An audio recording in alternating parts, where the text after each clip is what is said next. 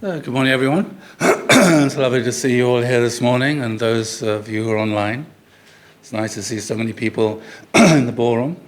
Yeah, so as the owner, and as Mitty was saying, it's to do with being the owner of Chungaguk. Anyway, it's something we say every Sunday, and other days as well. We say the family pledge, and I think it's really important. As Father said, it's like the basis for constitution. And so think about it. What are the most common expressions in the family pledge? Well, obviously the first one, my family. All of the 8 phrases, they all start off with, as the owner of Chungaguk, my family. So my family is a very common, is a very important expression. So anybody here remember the children's pledge? Fumiko, I'm sure does, yeah, quite a few of us.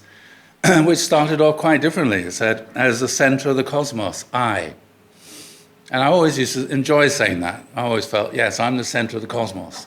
Everything revolves around me.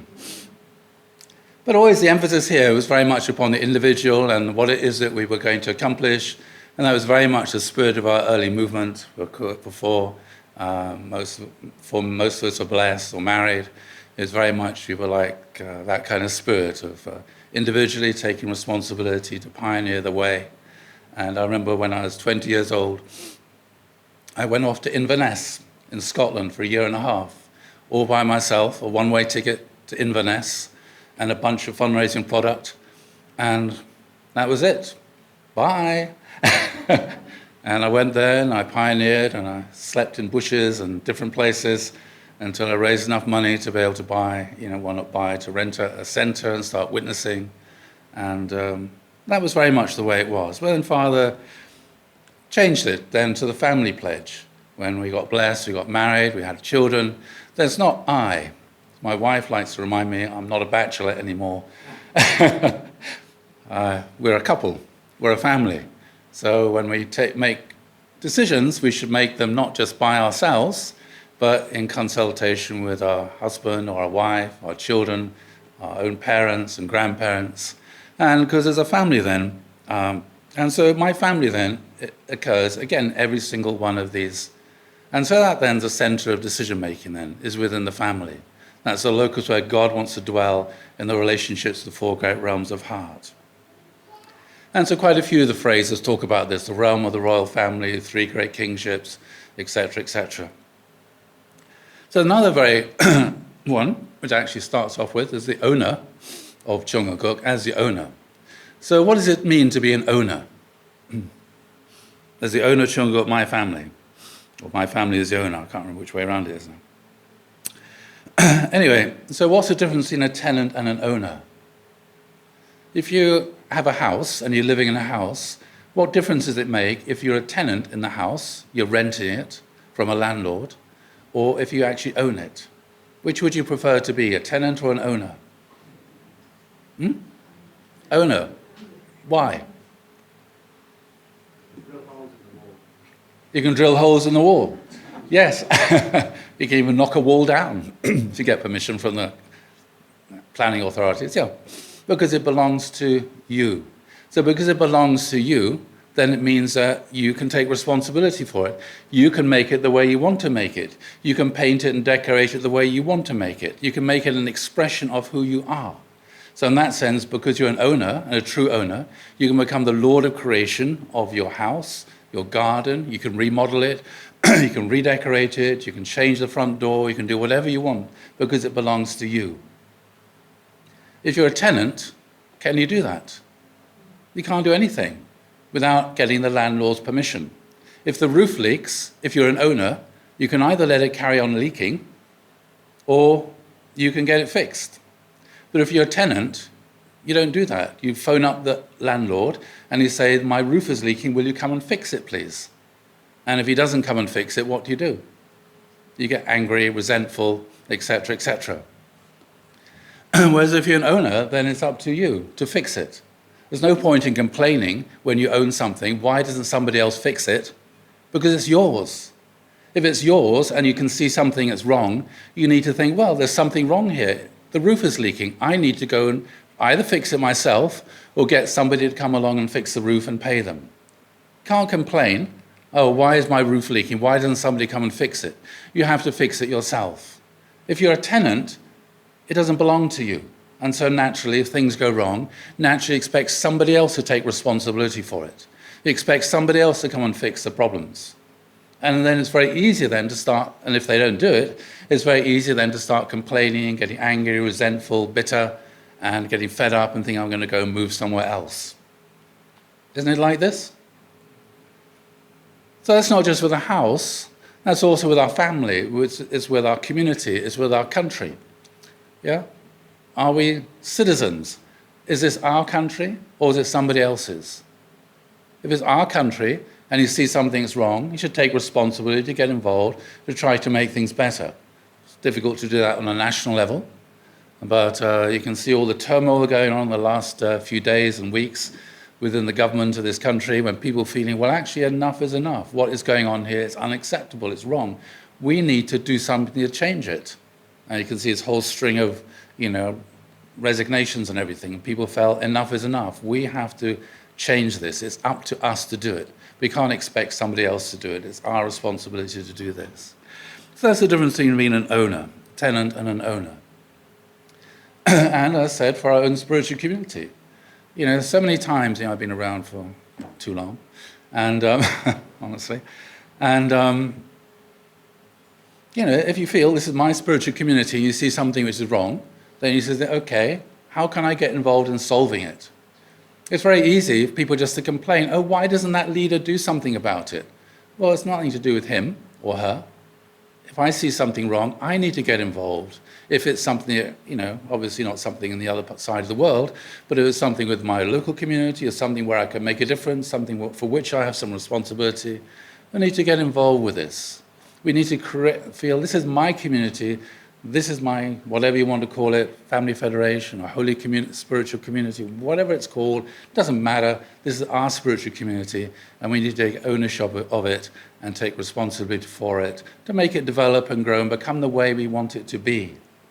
Nobody else is going to change it and make it the way we want it to be, except for ourselves. One doesn't like the culture, okay, how do you change it?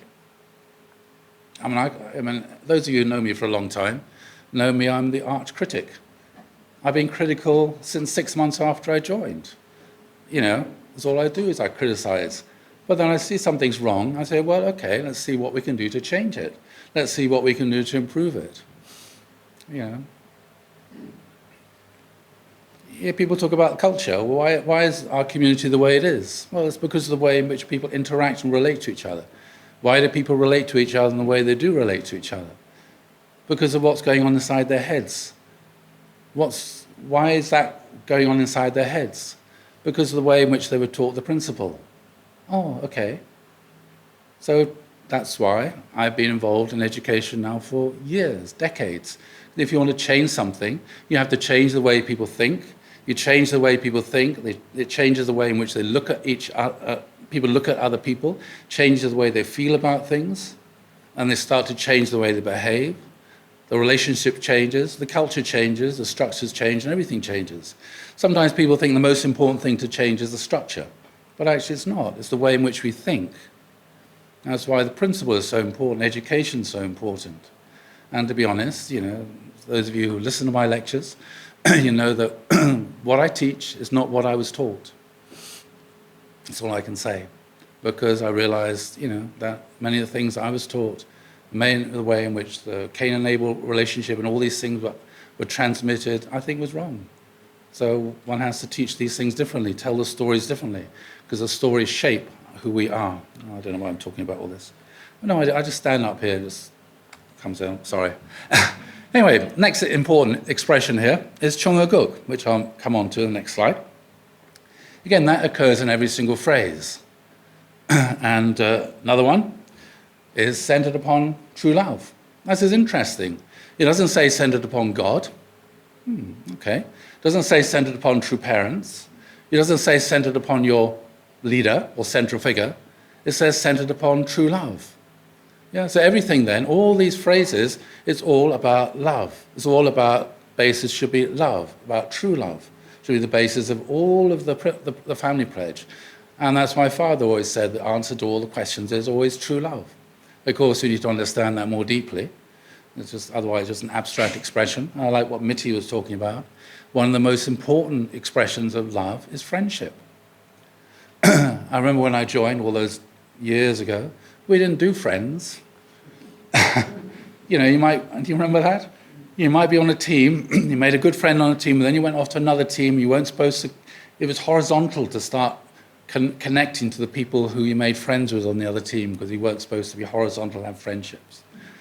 Anyway, I just realized that just a load of nonsense, and from that time, I never thought of my team leader as my central figure. I cut that expression out of my mind. And so this person is someone I want to make my friend. And so one of my earliest and oldest friends is actually Mike. We were on a fundraising team together. And I have so many wonderful memories of that. He's an extraordinary person. Amazing person. One of the only people I've ever come across who thinks the way I think, so it must be okay. And I remember, he's so incredible determination. And one day he came down with flu, and he's coughing and spluttering. He was really as sick as a dog, but he still went in and drove us around. And then one day I said to him, Mike, you got to stay at home and get well. He said, no, I'm going to go into the van. I'm going to drive us out, and we're going to make our goal. And I said, no, you're not. Anyway, I dragged him out of the driving seat. Literally, I dragged him out of the driving seat. He was the leader. I dragged him out of the driving seat, and I pulled him in, and I pushed him into the center, shut the door, and I drove off before he could get back into the car, into the van. And that's the way it should be. He is my friend.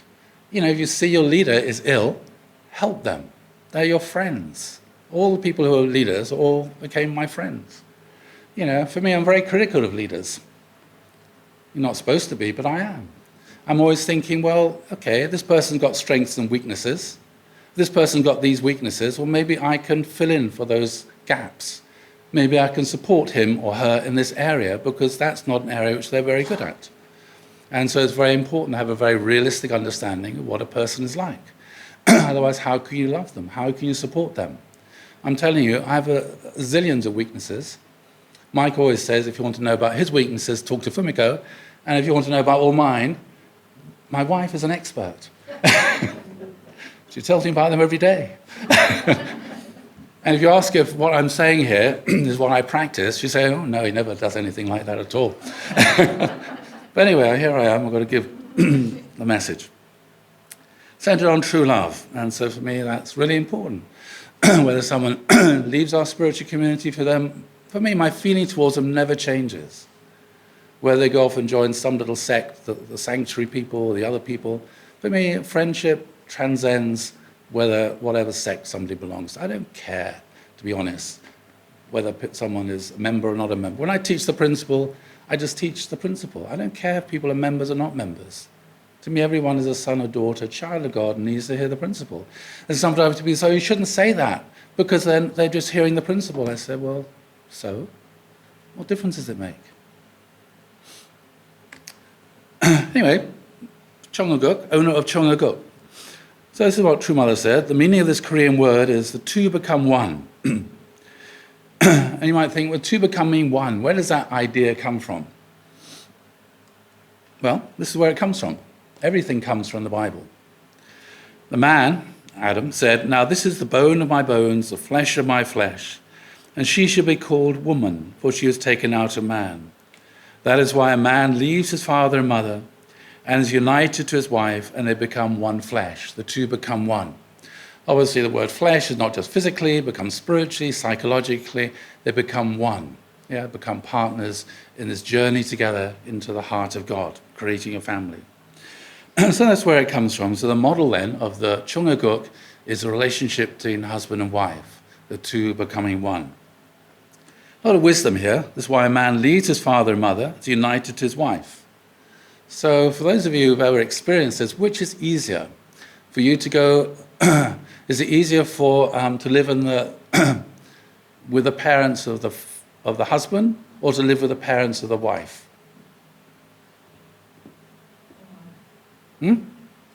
Why? It's easier. Why? Yeah. And how does it work the other way? It's always much more difficult, isn't it? So we were very lucky when we lived in Russia for 7 years. I was so touched to see, that film and many faces I recognized. I was there a few years ago teaching the second gen.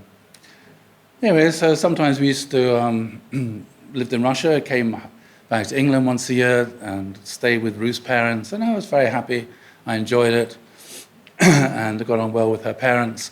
Except her mother was an evangelical Christian, knew the Bible back to front, inside out. I remember the first time I met her, I knew she was a Christian, and of course she asked me, well, who are these people you call true parents? So I came up with my stock answer. Well, it's just like Catholics call the Pope the Holy Father. I thought that would satisfy it. It's a metaphor. And she came back to me, but the Pope is the Antichrist. Okay. But that spectrum of Christianity, an extreme Protestant. So I had to work on that one. Anyway, so I spent a lot of time the first year or two just trading Bible quotes and arguing about interpreting the Bible. And then I realized, at the end of the day, who cares?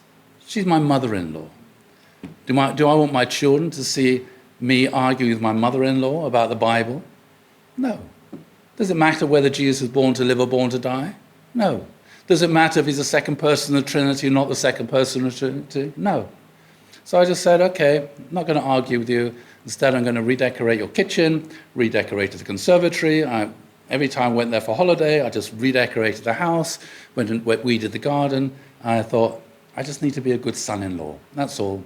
I don't need to try and convert her. I don't need to try and argue with her. She's going to heaven. She loves Jesus. She's born again. She'll go to heaven, no problem. I just need to be a good son-in-law and a good example for my own children when they turn up. So hopefully they'll be good sons-in-law and daughters-in-law as well one day. So there's a lot of wisdom there. But when we used to go and stay with my mother, when Ruth took the children to stay with my mother in South Africa for a few months, it was much more intense.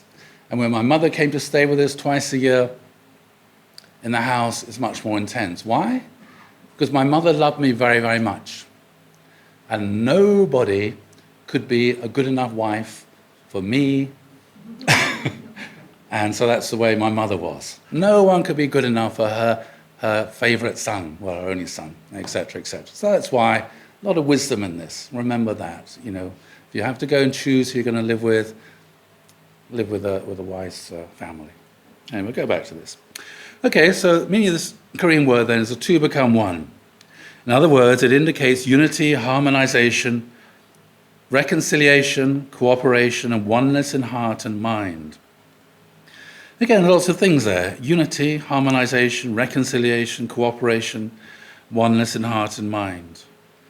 I don't know if the order there is right. I mean, maybe reconciliation should be first before you can be united. You need to be reconciled. You need a lot of stuff needs to go on before you can get to that point of harmony and oneness in heart and mind. So Chongaguk is a nation of peace that transcends geographical boundaries as well as the boundaries of nationality, ethnicity, race, and religion. And I think that's really important. What is it that transcends all these things? And sometimes, we spend a lot of time thinking we need to get people to change their religion. To be honest, I don't think people should change their religion. I think Chris might introduce me at some point with this inauguration. Who will? Anyway, somebody's going to introduce me. I don't know. No idea. Oh, you. Oh, hi, David. Yeah. Okay, that's a result of going to the same primary school, I guess. Okay.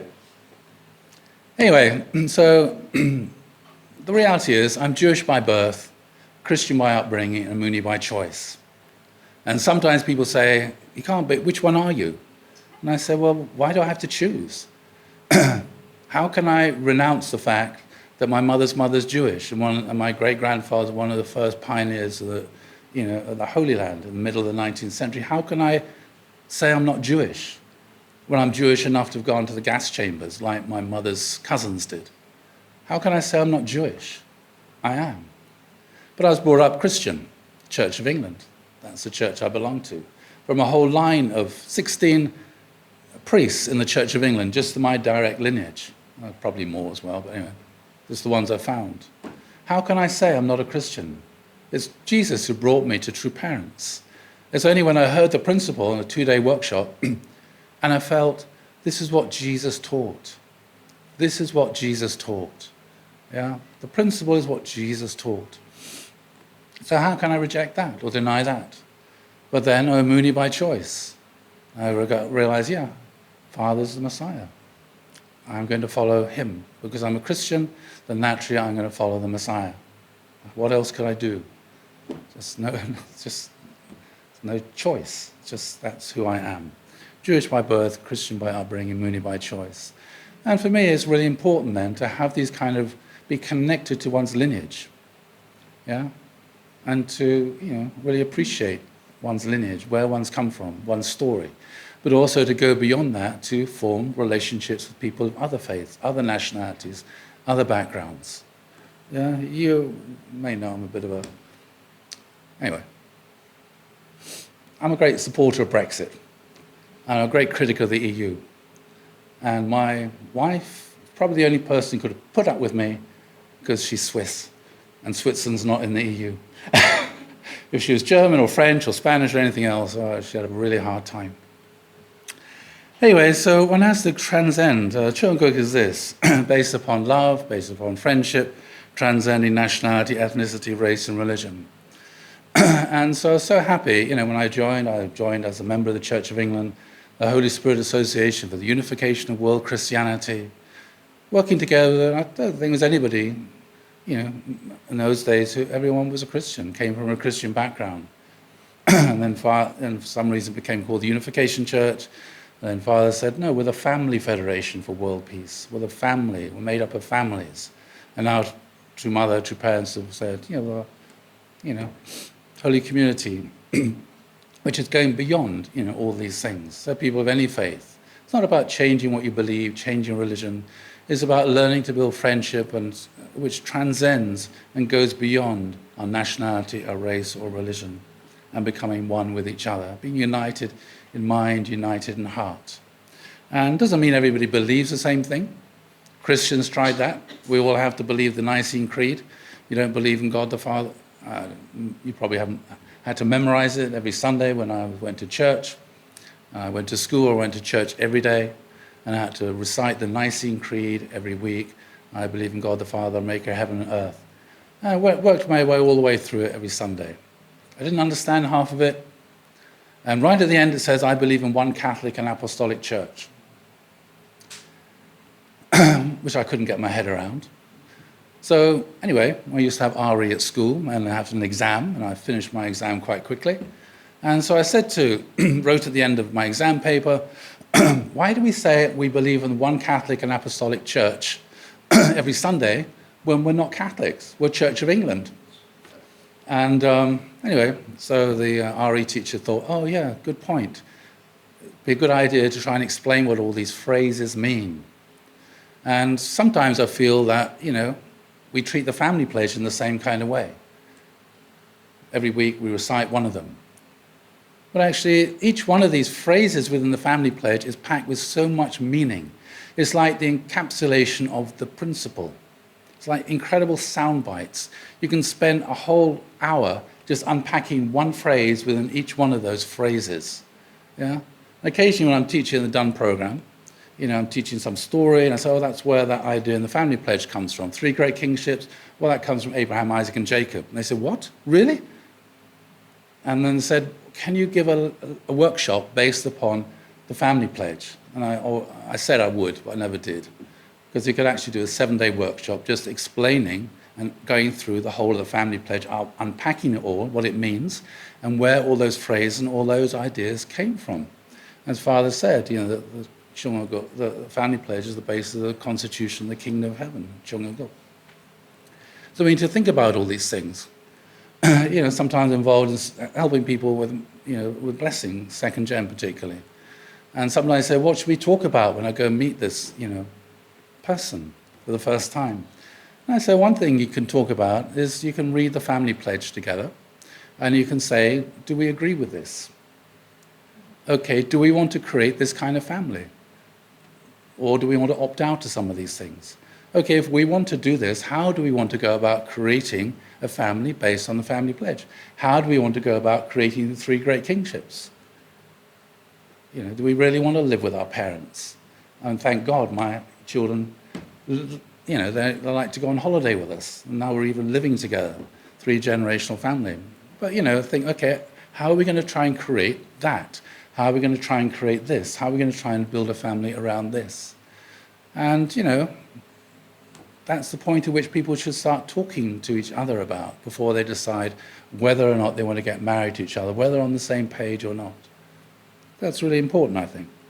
So, I think so what I'd like to do is to spend a bit of time, unpacking the family pledge, going through it, not just reciting it once on a Sunday, but trying to explain what it all means, and for us to try and go home and a bit of homework, as Mike always gives us, start reading it through with one's husband or wife, phrase by phrase, not the whole thing in one go, rattling it off, but just phrase by phrase. What does this really mean?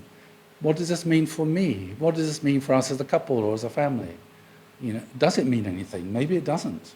Maybe we'll opt out of that one. No, I don't want a three-generational, four great realms of heart. No, I think I'll opt out of that one. Three great kingships. No, I'll opt out of that. No way am I going to go and live with your parents. But these are things to think about. Yeah, how are we going to unite the spiritual and physical worlds? All these sorts of things. How are we going to serve our community, home church? All these different things. I love the family pledge. It's so full of so much rich meanings. Okay, I can rattle on like forever. I'm sure you all know. So I'm going to basically draw to a close there. And as I said, this is our spiritual community. This is our marriage. This is our family, this is our community, this is our world, this is our country. How can we make it the kind of world which is the embodiment of the family pledge? How can we get involved in things, different levels? Anyway, so I'm not going to go around leading you all. I know I've been invited to be the pastor. If you don't want me, I'm quite comfortable with that. I have no great desire to do this, to be perfectly honest. It's just Chris used to come and talk to me every week about all of this, that, and the other. And I thought, well, somebody's got to do it. So I felt, well, I sort of basically know everybody around. So I thought, well, okay, maybe I can just step in until somebody better steps in. And if you think I'm not doing it well, and you think you can do it better, please tell me. I'm more than happy to relinquish the job. I'm not in it for the money or anything else. I'm more than happy, or the title. I don't have one. I'm more than happy for somebody else. And I'm looking forward to somebody else saying, actually, William, I can do it a lot better than you. Great. So thank you all very much, and I wish God's blessing on you all and this week.